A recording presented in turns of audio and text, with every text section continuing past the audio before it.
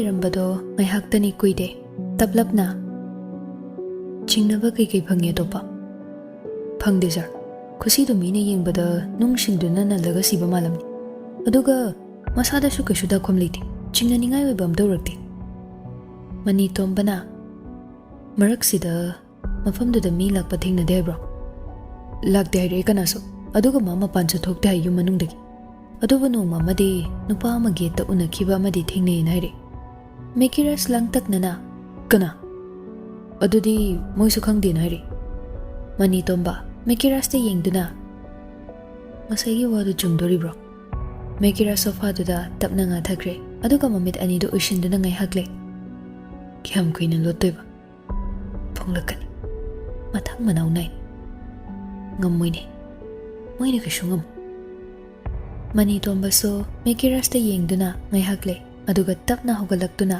tv gi screen mamangda changsile aduga haifet kupthana yengi yam kupthana mamit mana singba mani tombani hiram khuding kupthana yengba haibasi magi mathauni mani tomba photo duda karigumba potchak ama ubagum taha khonjel du kalapna meke su khangko korak paduda masado khangboi kaiboi phamlambado fukhagali alex odo mangai chair da famge haina dorambani khukau duda khangduna chair da famdaduna door duda waina tumina famduna le asida nupa ama lerisi nakoi ubra alex nangudabro alex taha famlambado fukhagali aduga screen dugi manakta changlakduna haifet yengi nupa ama mamit khaktamak phatpa masa pumba amuba phizol setpa nupa ama chen khibadu uri alex mamit lau thokduna yengduna le tasengna ma ngasai makhai udabani urabadi ngasai na mafamdudagi purakladabani oh aidi udi mekiras alex ta haifet yenglaga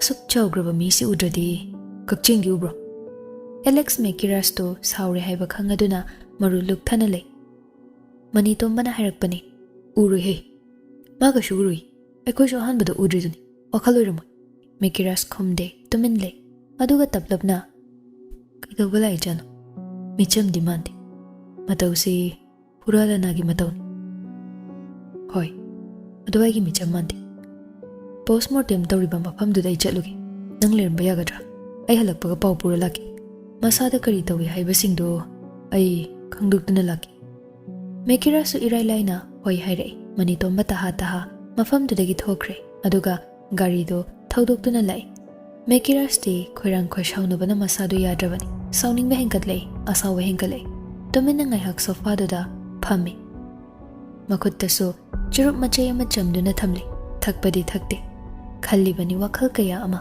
khanfam khangdraba WakhaL kaya ama somdana paikhomba noktuna phone duda haire nangna to boire nan dei myam side phone dagi nupa khonjel da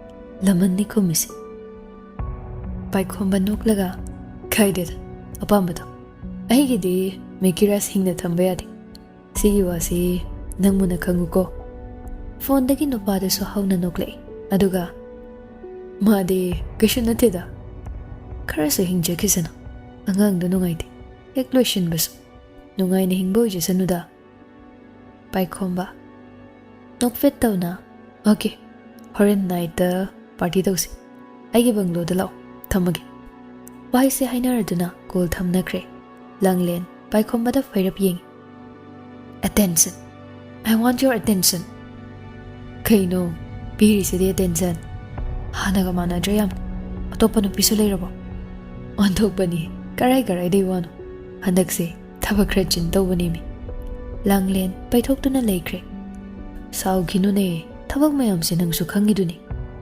wasu yam lotpa male handak marakse ai kamta khanganjre natteda langlen paikhombagi manakta mukchang sinduna paikhombagi thabak oirap mapaduda tapna nga thai horen wari libiu ko nang handak marakte wari ga sungli litre hoini nangna aibada yaduna lai sidi asomna anido wari sana duna le somda thoishna mingsel mamangda famduna le aduga mingsel du tariba saktamdo munna yengduna le khazai thaktaso lepa leita jentharakli marik chawa pi khara tangi punsi sina sukyamna wari se kaigino tangi punsi Nangi punsisina asuk tulisi kaygino. Nangi punsidi yam toli. Yamda hingbagi kanadram. Miyamda awaba yelappada nangi saruk oirabani. Sagatliba wakhalsingse arimba taraka tumak lehorani. Pumdamak manglan oiradaba punsisida ahenba anoba karimuk pamlige. Wahai se haiduna Thoishna khonjel thokna kaplai. Thoishna natondagi nahi tare. Makhut khunam aduda nahi tare I khangbaga makhutna manatondu fat khumjili aduga hawatuna tawal leiriba adomda lai aduba masado hairi hairi tore. Mangda leiriba uriba potsing ado masing marang uba horai kauba sungamda masado gyan tada leimaiduda taduna leiri. Tanjaduda nupi amagi khonjel sonthangnana tarakpagum taurari. Imagi bhema ichabu yam warabrane. Imaga punna leurasi. Ima ichagi awabdo yengba ngamtre. Leptana chatli punsi khongchat awaba nungaiba puduna. Awabana sarup oiduna laklaba punsi asida anawba awaba amamuk hapchinbire aigi ifamda. Punsi langdai tusinna punsi khongchat loishilakadawri. Aigi punsi aigi thawai amata oikigadawri. Taibang kumhai loishindawri. Taibang lilagi phambak thaktage taibang kumhai yawbagi matam loishilakli. Asok ten kraba matam punsi khongchat asida ahenba hendaba kalakpa mihoba mayamna yomli miyoiba mahakte. Taibang mapu oiriba taibang kumhai yengliba mahakte nokli miyoiba aikhoigi itauda. Nokninga miyoiba minungshi leite. Kanjawbana hali karambana heli. Nongmade aikhoi pumnama taibang asibu thadoktuna chatkigadawraba ngaktani. Chatningde haiduna leibasu yaroi. Matam haiba matam mahakna aibu humduna pugadawribani. Leizaba kharasida penthoknaduna nungsinana hingminnase. Taibang kumhai asi teli. Taibang lila sanabada tungi khanduna sanase. Thoishna gyan tada leimaiduda taduna lei. Thoihenba machibu thongjinduda lepduna kawi. Khumlaktabaduda thongdo tapna hangdokpani. Leimaida machina gyan tadana leibadu ubada pakhatna chinsilaktuna machibu kongkhatpi. Machigi tarakliba idu taithoktuna machibu pamkhattuna makhada puthare. Sanahaldi mataududa masadu pakhatkre. Thoihenba garida machibu hapchinduna garido hospital room da thore. Emergency ward room da garido khami. Hospital gi staff singso mahi pakhatna chinsanare. Bed trolley do induna lae aduga gari dagi Thoishna bu lauthaduna trolley da haptuna manungda insile. Thoihenba matomta makok tu ngauri. Phone do lauthokduna bidia hoida paupi sanahal bu Thoihenbana samduna purai aduga tapna famhalle. Baba ei chigi manaktong ta chalugi ko swaida sum leiram kashu tawri pakhat kanoba. Wahai se hairam laga wardroom da chinsile. Roger Thoishna bu yengi. Thoihenba pakhatna doctor kashu tawridra. Roger nakanda haifet onthoraktuna test khara tawgene ijingkre. Ado aiga wari khara susanasi. Yani ko yani doctor. Ado gyan tarakpasidi tara anida kuirar. Aigi room da ongta chalusi. Si haiduna Roger chatpa hawi. Thoihenba Roger gi matung adumak inai. Anidu room da changlaktuna thariba chair da famthai. Roger Thoihenba da onsinduna kamdawna tarokpano. Naduna leibasi kyam kuire. Kuire doctor. Thamanga gumba adumaina oire. Kai symptoms leibogi. Hana doctor amada yengbidabra. Yengi. Adudagi putharaga yumda fana kuina lei. Adu matamdadi kashu thoidokpa tawdi. Handak matangsi nahi se adumtai. Aduga masasu toina fever daw. Pare. Hospital amadudagi test tawagi kashu leitabra. Test yam tawki doctor. Ado result kashu thoidokpa ugide. Pare. Aina hujik jingnaba khara lei. Adugi test tawbani. Oiramdabasu yai. Ishor khoiramse. Kai lina na doctor. Leukemia oigadrana jingnabani. Ado haiba ngamde. Oiramdabasu yai. Thoihenba wahai khara duda lawai lutondo bang sare. Kashu tawrisi. Yengsi, kanbangam ladi, thuna la yengsi. Sanahal macha lakpa ubada tapna hogalagtuna machagi manakta changle. Ibungo, nachidubu gyanda kaurabro. Thoihenba, mapada wa lotli, ma haidokte. Wadu semjin chazenduna. Laghaudrida, masado chadabagini nairi, kashutauri hari. Isi, aidi papa katluredana. Nachigi manakta, ungta changsidana. Asumna anido, thoishna na lairiba ward adomda lai, thoishna hauzik phawa gyan la amde. Nakandesu nurse nupi ama sangduna lairami, anido su changsinduna, thoishna gi nakan oirap, lipduna lai. Nakalamadana sinthoiba, tumduna lai, ngasidi manakta, mi amata leitabagi tanjaduni. Apron lituna nupa ama changle. Sinthoibadi khangde, tumduna leibana, ma kana lai haiba khangde. Nupa du changsinduna, sinthoibagi masado, haifet nomi. Sinthoiba sho, mamitu tapli pangle. Mangda leiriba nupa duda, tumin yengduna le. Hai, nungairi bro, kamdaurige? Kana? Aibu khangdrabo, kaurabrane?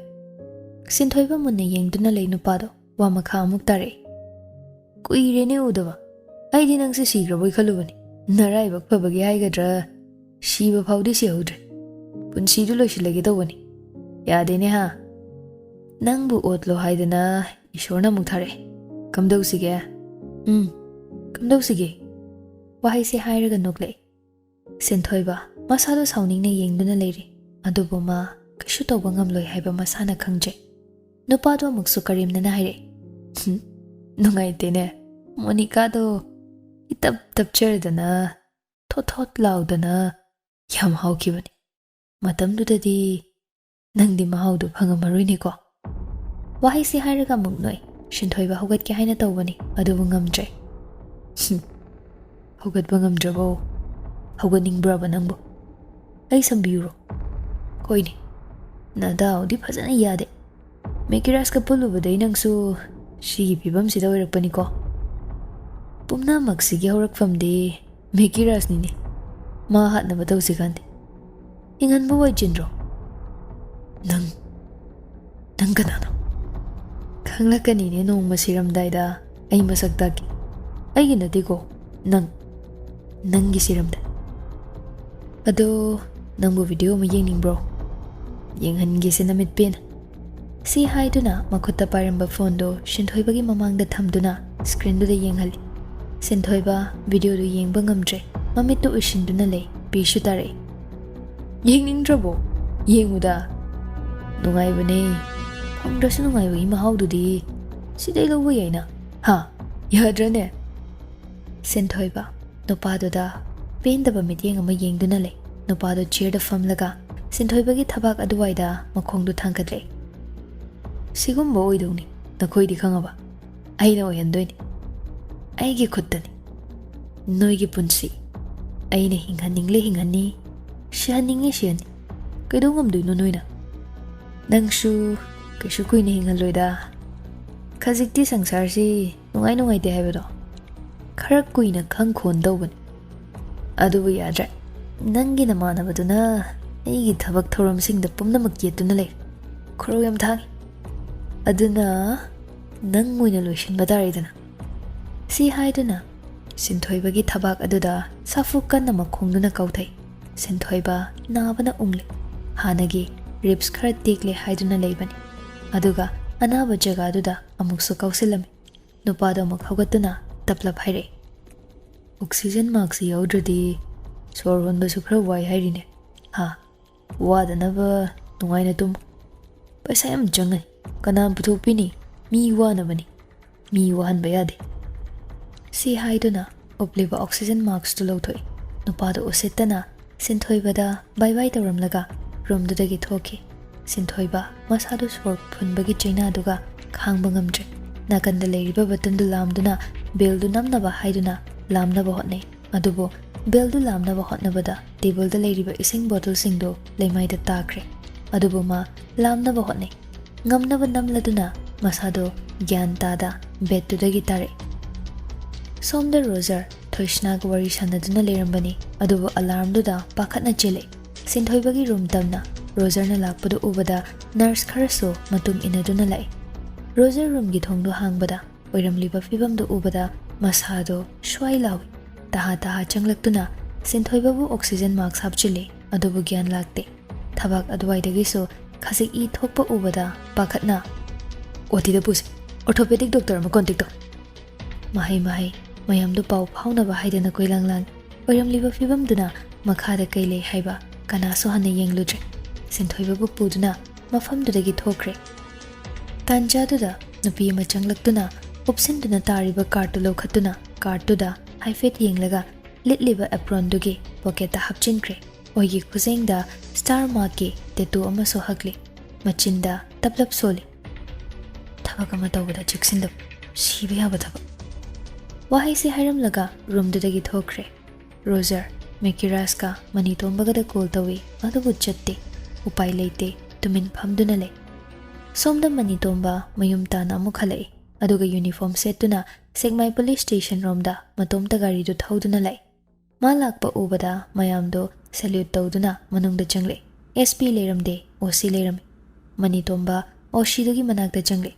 OC du Manitomba ubada salute tawi aduga haire. Sir, itha thazadana kadum chatpirubano. Thabam chalubani. Aduda lambi to aidan changpani. Yam thazade hana pau supiraktabasida ingangori. Pau pidabi nong phadok lakpasu kaidena. OC du nokfet tawna. Nupa macha makhoi mari mukna ayuk walking chatpada thengnarakpa jani. Adudagi station da pau pire. Nungna nanduna lerami haibra kaino. Oh, adudi postmortem tawrani ne. Hoi sir, pugre. Doctor na tawbra natraga forensic da. Forensic da tawni haibane sir. Oh, Manitomba hugatlaga chatninglabani. Adubo mawongdu chingnarani khanduna ngaihak wari watai sanai. Minute manga muk leiraga phari dudi ai muk chalagi ko nongmama phajan punsi. Wahai se hairam laga Manitomba mafamdudagi thoklai aduga gari do rims rom da thore. Rims ki mork leiriba adom da gari do thore. Leiriba security sing do haifet yengle. Gari dagi police ki dress set pa makum tharakpadu ubada yengduna leine. Manitomba changlaktuna WakhaL hai ahanbada yarakte. Ngaihakti muknaba oi adubo Manitombana namdana changle. Manungda leiriba mi kharado Manitombagi manakta changle. Aduga kai leirage. Ngasayuki case tugi yengba lakpani. Nupadu tingak ngahak yengi. Manitomba wado makhadare. Yengi gadaino. Nupado ngaihak tumina yengduna leiri. Ngasay mapanda tawriba sabtradu ubada kiribani. Aduna wa makhatarakte. Mang thaduna chetkre. Manitomba su inare. Tongana fi angawna kuplibadugi manakta lai. Nupado na fi do haidoktuna yenghali. Manitomba masasing du kupthana yengi. Aduga nupado do onsinduna. Kai report phangi. Murder ni. Maksamda thangni yanbagi dak khajik taram. Masada fingerprint kharadi uba phang. Rape la khalubani. Rape makti oramtre. Manitomba wado tumintai khumbashu khumlakte. Nungsina humlakpada fido khajik haidore. Nupaduna kupsin ge tawbada Manitomba na fadhaire. Maiko. Nupado khangboy kaiboy tumina muk laikre. Manitomba henbigi khuzing da munne yengi. Star mark ki tattoo haklibadu ure. Phone lauthokduna khuzing do photo muk kapi. Wala nganglamdabi mfamdudagi thokre. Nupado tingak yengi. Aduga taplap soli. Ngobragain. Sabtraduga kidum kine. Manitomba mafamdudagi thoklai. Gari manungda Mekirasta hanjin call tawi adubo paikhalakte. Manitomba gari do speed kalap thori. Masa pakhatpana yadrabani. Khudong thiba thoklamgadra haiduna pakhatlibani. Call du lepa leitana dumak tawi. Akon bagi call du paikhatlai. Hello? Masari call do tadro. Silent hamuri kidorage. Manitomba gari do nakanamada thaisin na khami. Aduga wa makhadare. Ai henbi yengure. Kamdore. Ai wari di kona ligi. Henbi gi oi thangba khutta star mark ki tattoo male. Nangi na nakta leiriba nupadugi makhutta so tattoo do prey. Mekiras wa makhata adre call du kakthatuna taha lai. Roger. Room manungda nupado tasinduna manakongda ondu napsinduna tapnaire. Ai nan thokna batoraki. Adugi di kaishu khanganu. Aigi wada makhoi singsa loin thajagrabani. ꯑꯩ ꯇꯞꯅ ꯆꯦꯟꯊꯣꯔꯛꯈꯤ ꯃꯈꯣꯏꯒꯤ ꯀꯩ ꯇꯧꯕ ꯍꯥꯏꯕꯁꯤꯡꯗꯣ ꯑꯩ ꯌꯦꯡꯉꯛꯈꯤ ꯇꯥꯟꯖꯥꯗꯨꯗ ꯔꯨꯝꯒꯤ ꯊꯣꯡꯗꯣ ꯍꯥꯡꯗꯣꯔꯛꯏ ꯅꯨꯄꯥꯗꯣ ꯊꯣꯡ ꯃꯈꯣꯜꯗꯨꯗ ꯄꯥꯈꯠꯅ ꯐꯣꯟꯗꯨ ꯅꯥꯀꯟꯗ ꯊꯝꯈ꯭ꯔꯦ ꯑꯗꯨꯒ ꯌꯦꯡꯊꯣꯔꯛꯏ ꯃꯦꯀꯤꯔꯥꯁ ꯂꯦꯞꯇꯨꯅ ꯂꯩꯔꯝꯕꯗꯨ ꯎꯔꯦ ꯃꯦꯀꯤꯔꯥꯁ ꯑꯣꯏꯔꯝꯕꯗꯨꯗ ꯃꯁꯥꯗꯣ ꯄꯥꯈꯠꯄꯅ ꯂꯣꯏꯈ꯭ꯔꯦ ꯇꯤꯡꯉꯛ ꯇꯤꯡꯉꯛ ꯌꯦꯡꯗꯨꯅ ꯂꯩ ꯃꯑꯣꯡꯗꯨ ꯅꯣꯛꯅꯤꯡꯉꯤ ꯉꯁꯥꯏ ꯃꯈꯩꯅ ꯍꯩꯔꯝꯗꯕꯗꯣ ꯃꯦꯀꯤꯔꯥꯁ ꯎꯕꯗ ꯅꯥꯍꯩꯔꯛꯏ ꯏꯁꯣꯟ ꯁꯣꯟꯊꯈ꯭ꯔꯦ ꯃꯦꯀꯤꯔꯥꯁ ꯁꯥꯎꯅ ꯆꯪꯂꯛꯏ ꯑꯗꯨꯒ ꯅꯨꯄꯥꯗꯨꯒꯤ ꯀꯣꯂꯔꯗꯨ ꯇꯥꯞ ꯄꯥꯏꯗꯨꯅ ꯆꯤꯡꯈꯠꯂꯤ ꯅꯥꯀꯟꯗ ꯂꯩꯔꯤꯕ ꯐꯣꯟꯗꯨ ꯎꯔꯦ ꯃꯦꯀꯤꯔꯥꯁ ꯐꯣꯟꯗꯨ ꯂꯧꯈꯠꯇꯨꯅ ꯌꯦꯡꯉꯤ ꯐꯣꯟꯗꯨꯗꯒꯤ ꯉꯥꯡꯂꯤꯕ ꯋꯥꯗꯣ ꯍꯥꯏꯐꯦꯠ ꯇꯥꯔꯗꯨꯅ ꯃꯅꯥꯀꯣꯡ ꯃꯌꯥꯗ ꯀꯣꯜꯗꯣ ꯊꯥꯡꯖꯤꯟꯗꯨꯅ ꯇꯥꯏ ꯐꯣꯟꯗꯨꯗꯒꯤ ꯅꯨꯄꯥ ꯑꯃꯅ ꯍꯣꯏꯅꯦ ꯍꯣꯏꯅꯦ ꯇꯞꯅ ꯌꯦꯡꯊꯣꯔꯛꯇꯧꯅꯤꯅꯦ ꯑꯗꯨꯒꯨꯝꯕꯗꯨꯗꯤ ꯁꯤꯡꯉꯨꯅꯦ ꯑꯗꯨꯒꯤꯗꯃꯛꯅꯦ ꯑꯩꯅ ꯅꯪ ꯃꯐꯝꯗꯨꯗ ꯊꯝꯂꯤꯕꯗꯣ ꯄꯪꯒꯅꯨꯅꯦ ꯃꯥꯅ ꯑꯩꯈꯣꯏꯗꯒꯤ ꯀꯌꯥꯝ ꯁꯤꯡꯕ ꯍꯦꯜꯂꯗꯨꯅ ꯃꯦꯀꯤꯔꯥꯁ ꯁꯥꯎꯅꯤꯡꯅ ꯑꯩꯅ ꯅꯣꯏꯗꯤ ꯍꯧꯖꯤꯛꯃꯛ ꯂꯣꯏꯅ ꯍꯥꯠꯄ ꯉꯝꯃꯤ ꯈꯪꯕ꯭ꯔꯥ ꯅꯪ ꯀꯩꯗꯧꯒꯦ ꯍꯥꯏꯕꯅꯣ ꯍꯥ ꯅꯪ ꯀꯌꯥꯝ ꯀꯟꯕ ꯃꯤꯅꯣꯕ ꯀꯣꯜꯗꯨ ꯄꯠ ꯀꯛꯈ꯭ꯔꯦ ꯃꯦꯀꯤꯔꯥꯁ ꯀꯣꯜꯗꯨ ꯇꯧꯏ ꯑꯗꯨꯕꯨ ꯄꯥꯏꯈꯠꯂꯛꯇꯦ ꯑꯅꯤꯔꯛ ꯇꯧꯕꯗ ꯁ꯭ꯋꯤꯆ ꯑꯣꯐ ꯍꯥꯏꯔꯛꯏ ꯁꯥꯎꯕ ꯍꯦꯟꯃꯟꯕꯅ ꯐꯣꯟꯗꯣ ꯅꯨꯄꯥꯗꯣ ꯇꯝꯅ ꯑꯦꯝ ꯇꯧꯗꯨꯅ ꯂꯪꯉꯤ ꯅꯨꯄꯥꯗꯣ ꯍꯟꯗꯣꯛꯄ ꯅꯪꯍꯧꯗꯗꯨꯅ ꯃꯀꯣꯛꯇ ꯐꯣꯟꯗꯨꯅ ꯄꯥꯜꯂꯤ ꯃꯦꯀꯤꯔꯥꯁ ꯁꯥꯎꯅꯤꯡꯅ ꯑꯃꯨꯛ ꯆꯪꯂꯛꯇꯨꯅ ꯅꯨꯄꯥꯗꯣ ꯆꯤꯡꯈꯠꯇꯨꯅ ꯃꯌꯥ ꯑꯅꯤꯗꯨ ꯆꯦꯛꯁꯤꯟꯗꯨꯅ ꯍꯥꯏꯔꯛꯏ ꯅꯪꯕꯨ ꯈꯪꯗꯦ ꯍꯥꯏꯗꯥꯏ ꯈꯪꯗꯦ ꯍꯥꯏꯗꯥꯏꯅꯦ ꯋꯥꯍꯩꯁꯦ ꯍꯥꯏꯔꯒ ꯁꯥꯎꯅ ꯅꯨꯄꯥꯗꯨꯗ ꯁꯥꯐꯨ ꯀꯟꯅ ꯀꯥꯎꯁꯤꯜꯂꯤ ꯅꯨꯄꯥꯗꯣ ꯁꯣꯟꯕꯒ ꯀꯩꯒ ꯋꯥꯜꯔꯣꯝꯗ ꯄꯥꯏꯁꯤꯟꯈ꯭ꯔꯦ ꯃꯦꯀꯤꯔꯥꯁ ꯑꯁꯥꯎꯕꯗꯨ ꯐꯥꯊꯕ ꯉꯝꯗ꯭ꯔꯦ ꯅꯨꯄꯥꯗꯨ ꯐꯨꯕ ꯍꯧꯔꯛꯏ ꯃꯃꯥꯏꯗꯨꯗ ꯀꯤꯟꯅ ꯍꯟꯖꯤꯟ ꯍꯟꯖꯤꯟ ꯊꯤꯟꯖꯤꯜꯂꯤ ꯑꯗꯨꯒ ꯃꯊꯕꯥꯛꯇ ꯃꯈꯣꯡꯗꯨꯅ ꯑꯃꯨꯛ ꯁꯥꯐꯨ ꯀꯟꯅ ꯀꯥꯎꯊꯩ ꯅꯨꯄꯥꯗꯣ ꯏ ꯑꯣꯔꯛꯂꯦ ꯑꯗꯨꯕꯨ ꯀꯩꯁꯨ ꯈꯟꯈꯤꯗ꯭ꯔꯦ ꯁꯥꯎꯔꯤꯕꯅꯤꯅ ꯑꯗꯨꯃꯛ ꯐꯨꯖꯤꯜꯂꯤ ꯂꯦꯞꯇꯨꯅ ꯂꯩꯔꯤꯕ ꯄꯥꯈꯪ ꯈꯔꯒꯤ ꯃꯈꯨꯠꯇ ꯄꯥꯏꯔꯤꯕ ꯆꯝꯗꯨꯅ ꯂꯩꯔꯤꯕ ꯆꯨꯔꯨꯞ ꯃꯆꯩꯗꯨ ꯂꯧꯗꯨꯅ ꯑꯃꯨꯛ ꯆꯪꯂꯛꯏ ꯑꯗꯨꯒ ꯅꯨꯄꯥꯗꯨꯒꯤ ꯅꯥꯀꯟ ꯑꯣꯏꯔ ꯐꯝꯊꯗꯨꯅ ꯑꯣꯏꯗꯕ ꯌꯥꯝ ꯉꯥꯡꯉꯗꯤ ꯑꯣꯏꯗꯕ ꯉꯥꯡꯕꯒꯤ ꯊꯕꯛ ꯇꯧꯕ ꯇꯥꯔꯦꯗꯅ ꯁꯤ ꯍꯥꯏꯗꯨꯅ ꯅꯨꯄꯥꯗꯨꯒꯤ ꯃꯃꯥꯏꯗ ꯆꯨꯔꯨꯞ ꯃꯆꯩꯁꯤꯡꯗꯨ ꯅꯝꯁꯤꯜꯂꯤ ꯅꯨꯄꯥꯗꯣ ꯁꯥꯕꯅ ꯃꯁꯥꯗꯨ ꯐꯔ ꯐꯔ ꯍꯥꯏ ꯃꯤꯅꯠ ꯑꯅꯤꯃꯨꯛ ꯑꯗꯨꯝꯅ ꯂꯩ ꯆꯨꯔꯨꯞꯁꯤꯡꯗꯣ ꯍꯨꯟꯗꯣꯛꯈ꯭ꯔꯒ ꯑꯃꯨꯛ ꯇꯞꯅ ꯂꯦꯞꯈꯠꯂꯛꯏ ꯑꯗꯨꯒ ꯃꯅꯤꯡꯗ ꯌꯦꯞꯂꯤꯕ ꯅꯣꯡꯃꯩꯗꯨ ꯁꯠꯇꯣꯛꯇꯨꯅ ꯅꯨꯄꯥꯗꯨꯒꯤ ꯃꯀꯣꯛꯇ ꯑꯦꯝ ꯇꯧꯗꯨꯅ ꯂꯩ ꯅꯪꯗꯤ ꯑꯩꯒꯤ ꯃꯐꯝꯗ ꯀꯩꯁꯨ ꯅꯠꯇꯦ ꯑꯗꯨꯒ ꯃꯈꯣꯏꯒꯤ ꯃꯐꯝꯗꯁꯨ ꯅꯪꯗꯤ ꯀꯩꯁꯨ ꯂꯩꯕ ꯅꯠꯇꯦ ꯑꯆꯧꯕ ꯄꯨꯈ꯭ꯔꯤ ꯑꯃꯗꯒꯤ ꯏꯁꯤꯡ ꯕꯥꯇꯤꯟ ꯑꯃ ꯂꯥꯈꯠꯈꯤꯕ ꯑꯗꯨꯒꯨꯝꯕꯅꯤ ꯃꯥꯡꯖꯕ ꯂꯩꯇꯦ ꯅꯁꯥꯗꯅꯤ ꯅꯁꯥꯅ ꯁꯤꯟꯖꯕ ꯂꯥꯡꯗ ꯅꯁꯥꯅ ꯊꯨꯖꯕꯅꯤ ꯎꯄꯥꯏ ꯂꯩꯇꯦ ꯁꯤ ꯍꯥꯏꯗꯨꯅ ꯅꯣꯡꯃꯩꯗꯨꯅ ꯅꯨꯄꯥꯗꯨꯗ ꯑꯦꯝ ꯇꯧꯗꯨꯅ ꯀꯥꯞꯂꯛꯏ